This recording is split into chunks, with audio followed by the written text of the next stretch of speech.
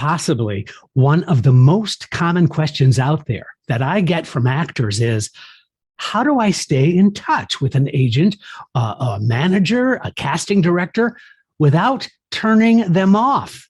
Or let's put it another way. I don't want to be obnoxious, and I am afraid that I'm going to turn that agent or that casting director off. How do I network the right way?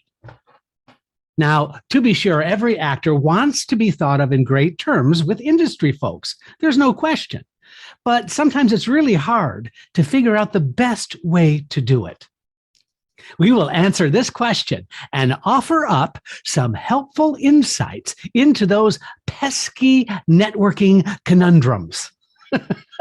On this episode of Casting Actors Cast, the podcast for actors from a casting director.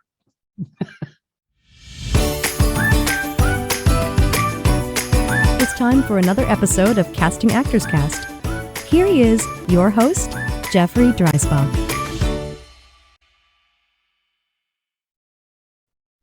Well, hello, and welcome to today's episode of Casting Actors Cast. I'm casting director Jeffrey Dreisbach with McCorkle Casting in New York. How are you? I hope you're having a good day. I'm having a really good day today, and I'm excited to share this information with you about best networking practices. Because, that's something, like I said in the intro, that's something I get a lot. And we're going to really tackle some of these issues so that by the end of this podcast, you're going to feel so much better about what to do next and what to do, period, when it comes to networking with industry folks. But first, as you know, this is that moment of the podcast where I get to say thank you for joining us for Casting Actors Cast. If you're new joining us, welcome. I'm so glad that you're here and trying us out. We've been doing this for, 3 years or so now, and it's all about trying to get you to feel more comfortable and more confident in your acting career. For those of you who are longtime listeners, welcome back. It's so good that you are here. Listen, by the way, if you haven't checked out the website yet, I encourage you to do so.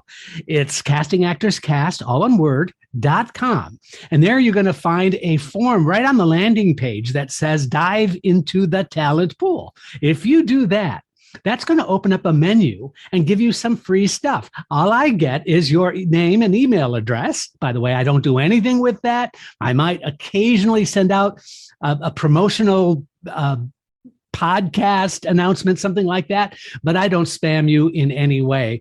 But it does open up some freebies for you that you are welcome to. One is a book that I wrote on doing voiceover work called Conversation Pieces Out of the Studio, the voiceover workshop for professional actors. It's a 100-page downloadable PDF. You could buy it on Amazon, or you can get it for free by just simply filling out the form. The other is a video. It's a 20-minute private video exclusive only to those folks who fill out the form called Casting Secrets, What They Don't Tell You. But in this 20-minute video, I'm going to tell you what they don't tell you. And you're going to have a good time with that, I'm sure. I've heard back from so many people who are really enjoying not only the podcast, which I'm so grateful for, of course, but also the freebies have been really helpful to a lot of folks. What can I say? I just appreciate so much those of you who have chosen to give me a review, to give me a like, to share this with others. Also, I get all kinds of emails every day from folks who said, you know what? I listened to this podcast. I tried some of the stuff out that you suggested, and things are going really well for me right now. So you know what? That just, I don't know. What can I tell you? That floats my boat. A quick shout out to my friends at Actors Connection. This is an online training program with industry professionals. We're talking agents and casting directors and managers, professional actors, all kinds of professionals who are currently working in the industry. So all you need to do is check out actorsconnection.com/New York to see the classes that are available. Also, on occasion, I'm there. So you can check out some of my classes, and it would really be cool for me to be able to meet you. So think about that. That would be kind of cool. Oh, also, I just want to do a quick shout out also to a new training facility, Norwalk Conservatory of the Arts is doing a special summer program, which is leading up to a grand opening in the fall for professional training taking place in Norwalk, Connecticut. You have to check them out. Norwalk Conservatory of the Arts. I've been asked and invited to do some teaching there, which I'm looking forward to. So I think if you really want to immerse yourself in some professional training, this is something that I encourage you to take a look at. All right, let's get into the subject at hand, shall we? The 10 best practices for staying in touch with industry professionals. So this is the question I get all the time. I don't want to be obnoxious. Sometimes I try to make a call and it seems like I'm interrupting them, and then they get mad at me, and it just becomes this sort of inner debate, but then it exorcises itself in such unusual ways sometimes. So I thought I would put together some of the best tips that I know for you to follow to really give yourself a structure that you can follow that's going to help you very, very much. So here are some 10 best practices. Number one, ask. What do you need to ask? Ask directly to the person that you're just meeting. What is the best way that I can stay in touch with you? That's it. Find out and then listen to the answer. And guess what? Do that. If they say, well, I prefer email, here's my email address. I prefer that you don't call. I would rather have you stay in touch with my social media account. So once you figure that out, follow that instruction. Every casting person, every agent, everybody in the industry has a different method of communication. That's all you have to do is simply follow their advice and their request. Number two, be strategic in planning your marketing outreach strategy. Now, that could include social media. You might decide that emails are going to be the preferred method. You might even just decide snail mail, putting a postcard in when you're doing something. You may think that there are some people who don't like calls. Maybe there are a few who say, listen, give me a call sometime. Whatever that information is, but it's important that you plan the strategy for maintaining contact. That means it doesn't just happen when you think of it. It should be thought out and strategically planned out, just so that you're not overwhelming these industry folks with your constant barrage of information. It's really a matter of, gosh, I'm in a show now or something's happening now, and this might be a good opportunity for me to reach out. So just simply have a strategy in place. Now, when you make those kinds of connections, here's the suggestion I'm going to make to you. You need to always be positive. I know you think that you are sometimes, and maybe you are. I don't know. But you know what? I've received a lot of these correspondence. I get them through the podcast. I get them through my own working email at McCorkle Casting. I get them all kinds of different ways. And I can tell you that when I get somebody who's upbeat and positive and grateful, you know what? The truth is, no one wants a downer. No one wants a sort of an angry or insensitive correspondence. It just doesn't really make me want to help you or to feel like I owe you something. You don't want any of that kind of psychology involved. Just being a professional, being upbeat, being positive is always a great default setting for yourself. Number 4, remember that it is a business. When you make things personal, honestly, I'll be frank with you, it's a turnoff. As much as I know you have a full life, I don't need to know all the details of your personal life. Just as I don't choose to share my personal life with you, then maybe rarely on the podcast, maybe I will. But you understand my point. Keeping it professional is the best way to approach anybody that you're going to be maintaining or networking with. Number 5, be respectful of others' time and attention. Get to the point. What I mean by that, when there is like some information that you want to share, like you're in a show or you are in a new class, there's a reason for you to maintain or touch base with somebody. That's great. Get to the point. Everyone assumes that if you're contacting a casting director, that is because you want to remind them that you are still there and you might still be looking for a job. We get it. So that's why getting to the point, just touching base, sometimes is just enough. It's enough just to keep you in our consciousness, but we are always kind of overwhelmed to some degree. Now, number 6, have a database and always use it as an ever-evolving resource. Your organizational skills are critically important as far as when you are going to be doing outreach, when you're going to be using network, and keeping it all together in one place is just a good, smart way to keep track. Whether it's an Excel spreadsheet or a Google Doc. Who did I talk to? When did I talk to? What did I talk to them about? Really being very professional with your correspondence. And when you reach out to these folks, you're going to find it to be so helpful because it'll keep you from overdoing it, but it'll also keep you ever mindful of maintaining some kind of contact with those professionals. Number 7, I'd like you to think about being creative with your outreach, but you know what? Not too forced. Does that make sense? Some kind of overly clever or over the top, or, sending a joke, sending a cartoon to some. I'm not sure that really is helpful. I don't think it should be a forced issue. But if you can be creative, if you can bring up sort of something that you have shared personally with that other person, like, gosh, you know what?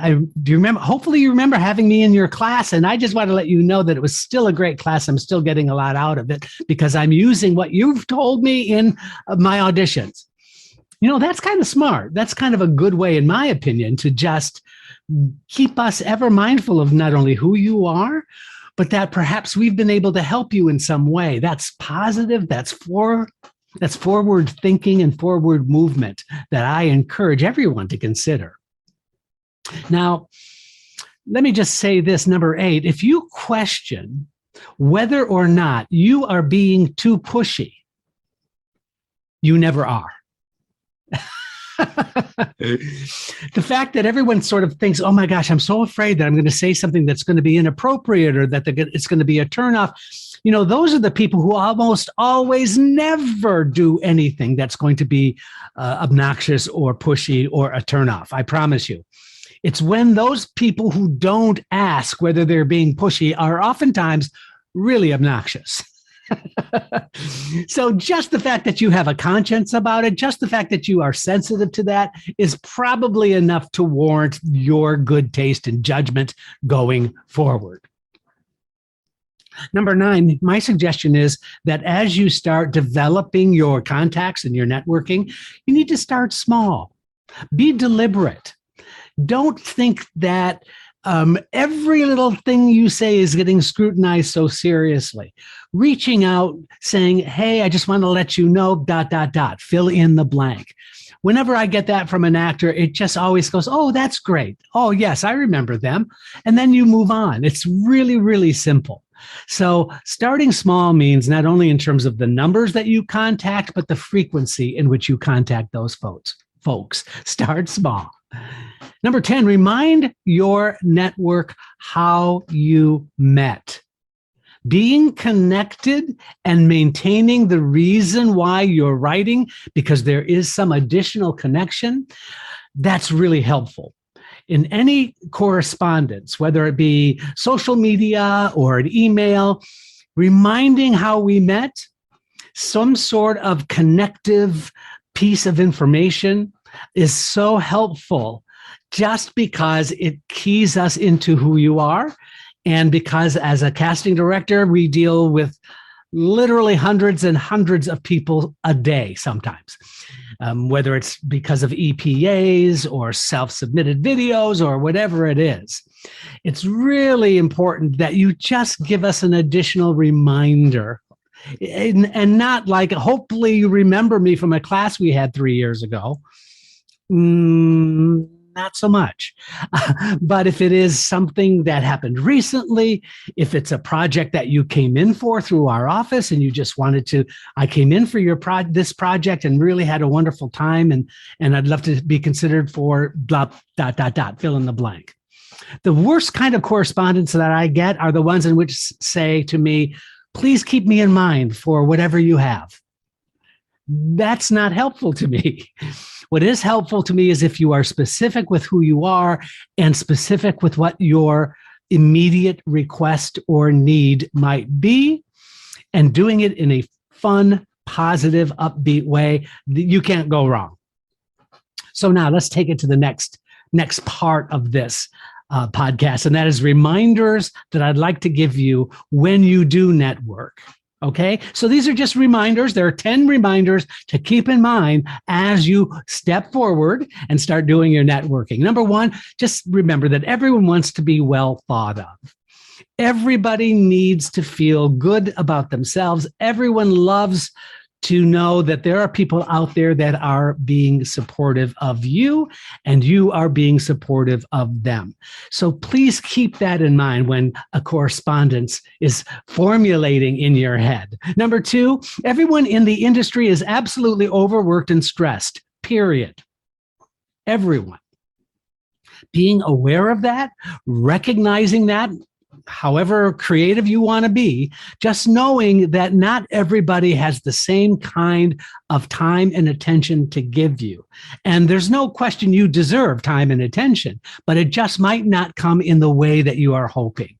So just keeping in mind that you know that everyone is overworked, everyone is on some degree of stress now. So please just be aware of that. I think that's going to help filter some of the choices you might be making when you decide to network with a professional. Number three, I think professional directness is always the best default setting. Being professionally direct to the point, not being harsh, being kind about it, but being direct in a way that we don't have to sort of interpret what you're saying by the way you are saying it. Just simply share what the thought is and thank me and move on. It's really that simple. I think professional directness is sometimes really thought of as being harsh when it is being mindful of our time. As a casting director, I'm always appreciative of thank you for taking the time for this. Let me just say what the situation is. Here's the situation. Thank you so much for your time. You know what? There's nothing wrong with that at all. In fact, I have really good positive feelings from someone when they understand that they have something that they would like to share. They share it, and then they move on, and they allow me to move on as well. All right, number four on these mindful things. Humor, although it is very subjective, I would consider humor is a commodity. And when you use it correctly, it's always welcome.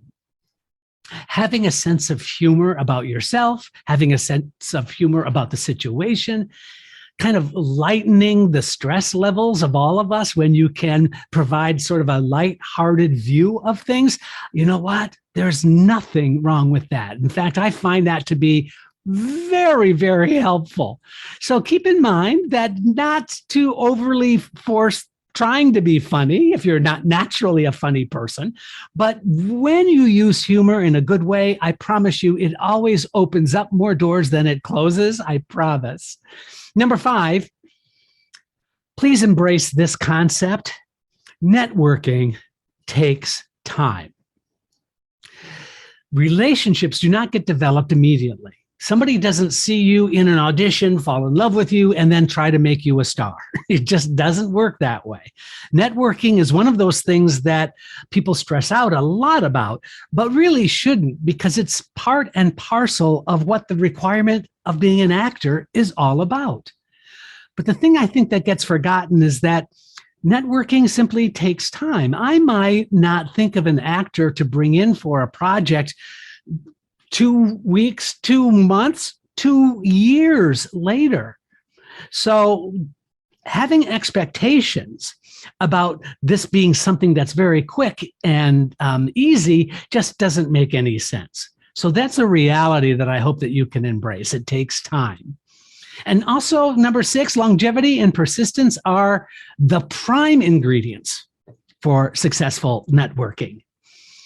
You need to feel as if you are part of the industry that you are networking in. And so being consistent, being persistent without being obnoxious, just understand the ingredients of networking are just something that you need to adopt on a regular basis as a regular way that you are going to maintain contact with people who can help you. Number 7, multiple strategies have a greater likelihood of success than not. What do I mean by multiple strategies? Perhaps a quick email followed by a social media contact. Maybe there is an in-person meeting in which you do a follow-up of that in-person meeting. Just wanted to thank you for the great meeting. Those are the kinds of just professional etiquette things. Those little tiny acknowledgments can really help your feeling and our understanding of who you are as a professional. So just make sure that you can strategize the way in which you do that, but not in a calculating way, just in a, gosh, how would I like to receive a contact? If you ask yourself that, you're going to find the answer in how to reach out to others. Number 8, please do this for me and don't dwell on each and every connection that you make. It's such, gosh, a lot of energy is wasted, in my view, when so much focus and attention on each and every thing that you do as far as connecting to somebody in the industry is concerned. If you dwell on that and spend a lot of time in your head on that, it's just going to be exhausting and it's going to be a waste of energy. It's just tell yourself that you're going to keep moving forward. Once you make a commitment to a connection, then you move on to the next connection. You move on to the next best thing for you. Keep moving forward. Number 9, keep the purpose of making connections top of mind. Why are you reaching out to this person? Having a specific reason to connect with somebody is the best way that you can filter the best way to approach. I hope that makes sense. So keeping the purpose of making connections, why are you contacting this person in mind, is the best way to, I think, approach your reaching out and staying connected and networking with those professionals. Finally, number 10, I suggest that you just simply remember to be a good listener. Be really genuine in your responses. Don't overthink this. It really is a matter that you are the talent. I couldn't do my job as a casting director without you. You couldn't get your successful career going without the casting director. So it's a mutual respect. It's a mutual understanding. And if you're a good listener in every exchange you have with an instructor that is a casting director or your agent or a manager or somebody in the industry who's in a position to might be able to help you, being a good listener is by far the very best default setting you can have for yourself. So let's kind of wrap this up, right? The very best networking techniques should not be part of a calculated routine to win someone over, right? Rather, it's a way to seek genuine connection with somebody whom you can find mutual benefit. As you perfect your methods of keeping in touch, remind yourself that the industry always gets smaller and smaller the more you are in it.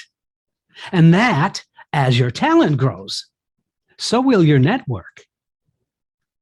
I'm Jeffrey Dreisbach, and this is Casting Actors Cast. We'll see you next time. Thank you for joining Casting Actors Cast. Please don't forget to review, like, and share Casting Actors Cast wherever you get your podcast videos. Thanks! I'm Megan Grace Martinez.